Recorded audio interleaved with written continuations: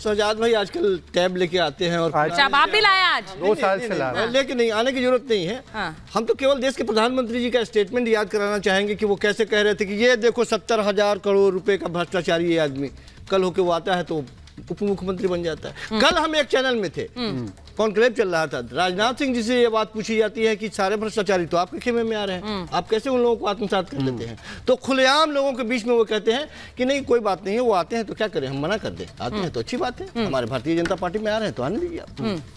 सवाल यह है कि भारतीय जनता पार्टी कोई कौन सी नैतिकता की बात कर रही है? भ्रष्टाचार को शिष्टाचार बनाने वाली भारतीय जनता पार्टी। अच्छा, आप आज ये बात लगातार आज ये बात लगातार विपक्षी पार्टियों के ऊपर कह रही है। आप बताइए कि ईडी सीबीआई की बात हो रही है।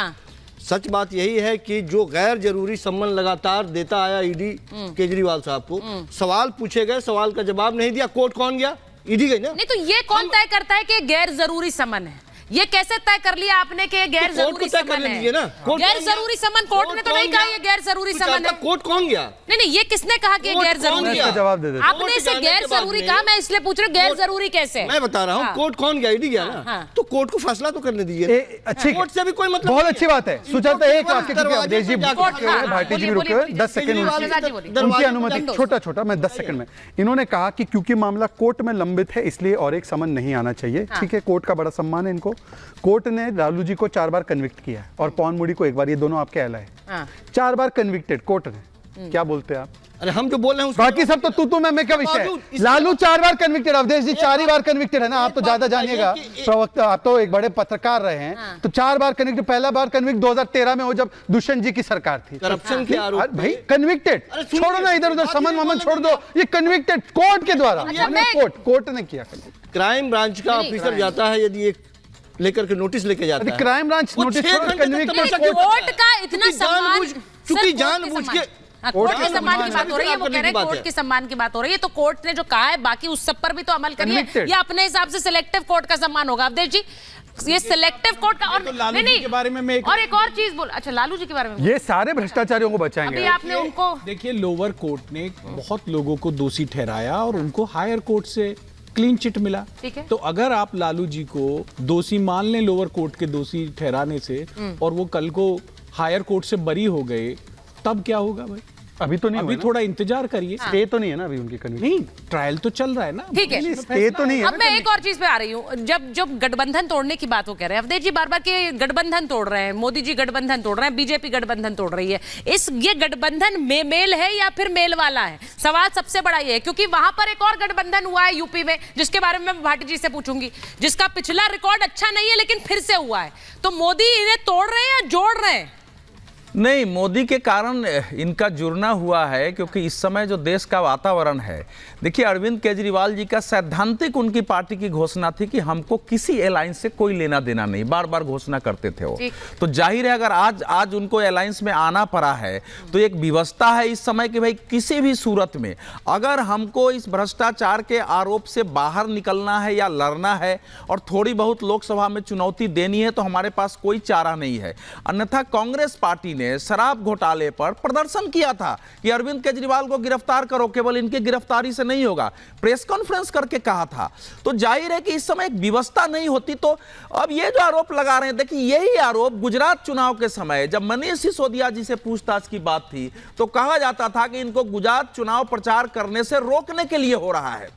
क्या यह स्थिति है कि अगर अरविंद केजरीवाल जी जेल नहीं जाते हैं तो दिल्ली में या गोवा में या जहां जहां इनका गठबंधन हुआ है, नरेंद्र मोदी के नेतृत्व वाली बीजेपी को बाकी पराजय करने योग्य चुनौती दे सकते हैं? तो चला जाना चाहिए। एक सेकंड तो चला जाना चाहिए। बीच में सुन बोलिए। नहीं, वो जाएंगे नहीं जाएंगे कोर्ट का मामला है, लेकिन ये जो आरोप होता है ना कि भैया गठबंधन तोड़ने के लिए कर रहे हैं, गठबंधन तोड़ने के लिए कर रहे हैं। इस गठबंधन की भाई अगर बीजेपी को दिल्ली में 56% वोट है, अगर दोनों को मिला के 40% वोट है, सुचरिता आप भी पत्रकार हो, 16% वोट का गैप किसी पार्टी के खिलाफ बिल्कुल जन आक्रोश हो, तभी आदमी उसको कवर करता है। ये दोनों मिलकर भी अगर गठबंधन को तोड़ा ही नहीं जाता। बिहार में देखा लोगों ने।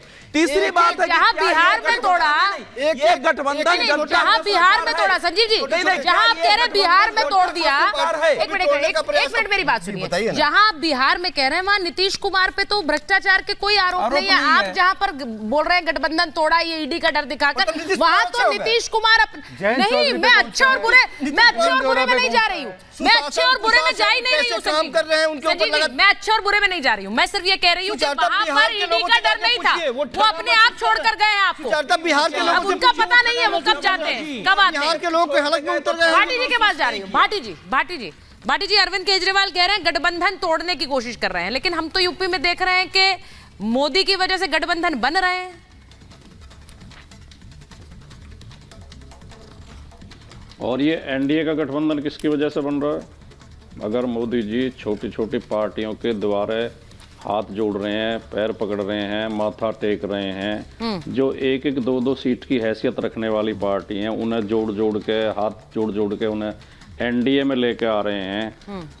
40 पार्टियां हो चुकी हैं उनके गठबंधन में शामिल। ये 40 पार्टियों का गठबंधन किसके डर से बन रहा है, इसकी जवाब और दे दें आप कृपया।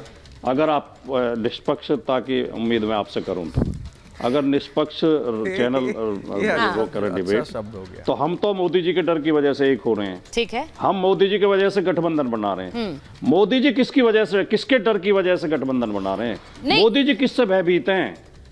जो ऐसे लोगों को लेकर आ रहे हैं जो उन्हें गाली देते थे कल तक, जिनके लिए ताले लटके हुए थे। जब दो पार्टियां साथ आई थी, आपकी और कांग्रेस पार्टी, तो जो आंकड़े गिरे उसके बाद क्या आप गठबंधन करते?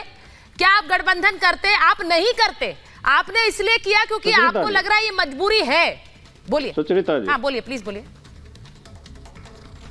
देखिए बाकी सब लोग तो आपके पास स्टूडियो में बैठे हैं, मैं बाहर से जुड़ा हुआ हूं। मुझे थोड़ा सा कृपया नहीं, आपको भी आमंत्रण था सर, मुझे बोलने का मौका दें, प्लीज बोले। आपने जब शुरुआत की, जब मैं आपके शो में जुड़ा, मैं थोड़ा सा देरी से जुड़ा था, तब आप ये कह रही थी, ये बोल रही थी कि जिन्हें भ्रष्टाचारी बताते थे, जिन पर भ्रष्टाचार के आरोप लगाते थे, अब उन्हें ही साथ ले आए हैं, अब उनकी मदद ले रहे हैं। तो मुझे लगा कि आज तो रिपब्लिक भारत का स्टेट बदल गया।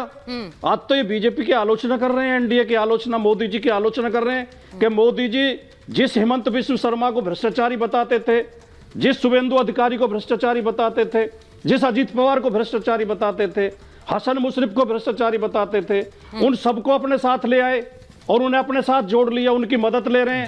मैंने कहा आज तो रिपब्लिक भारत बदल गया। हाँ। लेकिन फिर अगले सेंटेंस जब आपने बोलने शुरू किए, मुझे लगा अरे आप तो वहीं के वहीं हो। लेकिन मेरे दो बहुत ईमानदार सवाल हैं, केवल बहुत ईमानदार, मैं ज्यादा बोलूंगा। ईमानदारी होते हैं हमेशा। अगर वो भ्रष्टाचारियों को साथ ला रहे हैं मोदी जी, तो बहुत सरल सवाल है मेरे जी। मोदी जी अगर भ्रष्टाचारियों को लगातार अपने गठबंधन में और अपनी पार्टी में जोड़ रहे हैं, तो उन पे सवाल क्यों नहीं? और मोदी जी लगातार अपना कुनबा बढ़ाते जा रहे हैं। हम तो दो लोग आए, 2-4 बार हम जो कभी हंसा लिए, सारे जहां ने हाथ में पत्थर उठा लिए, हम पे तो ताने कसे जा रहे हैं कि 2 मिल क्यों गए। हाँ। वो उन्होंने 40 मिला लिए। हाँ। तो अगर हम उनके डर की वजह से इकट्ठे हो रहे हैं, तो आपने मेरी बात सुनी, आपने शायद वो ऑडियो नहीं सुने जो शहजाद